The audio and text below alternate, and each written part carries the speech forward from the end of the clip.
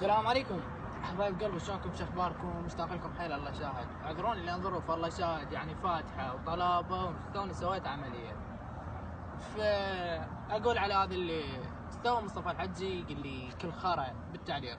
يا اخي مصطفى الحجي خليها بعلمك، والله العظيم لو اكل خرا كان اكلتك من زمان يا خرا. اوكي، وثاني شيء يعني ذولي جماعتك اللي يعلقون عليها حاليا اللي يقولوا لي زباله وما اعرف ويش. يا اخي زباله ذابين بباب بيتكم. يا اخي والله العظيم اصلا ما مهتم لكم كفيلك الله. يا اخي انتوا اللي تعلقون على هسه والله مصطفى الحجي اللي علق عليه هسه جاي يجاوز عليه يقول لك الخرا وهاي وجرو وما اعرف ايش. يا اخي ما مهتم لك كفيلك العباس. اوكي وحده اثنين من ذولي جماعتك، يعني ما اعرف. يعني واحد يقول مصطفى الحجي تاج راسك وما اعرف ايش. يا اخي بشنو تاج راسي انت؟ ها؟ وثاني شو صرت حج بيمن؟ بملاهي؟ بقهوه؟ يا اخي والله العظيم جاي تعجبون على هيك نماذج خايسه. اوكي، واغلبيه العالم جاي تقول لي جرو. يا اخي شوف اللي يقول لي جرو كفيلك الله وحق محمد، ما مهتم اصلا ابد.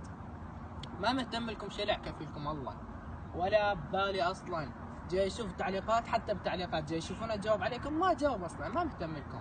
يا اخي ماكو مضاغيط وزباله حسن عن طلوع حسن حبايب قلبي. اكو زباله ومضاغيط نفسكم وهوايه، يعني شو اسوي لهم مثلا؟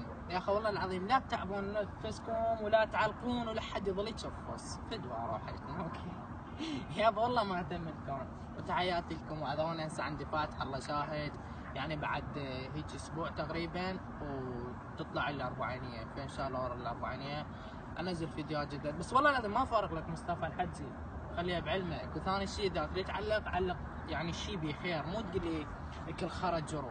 مثل ما قلت لك انا لو جرو، لو اكل خرا كان اكلتك يا خنيف، حتى لو جرو بس وفي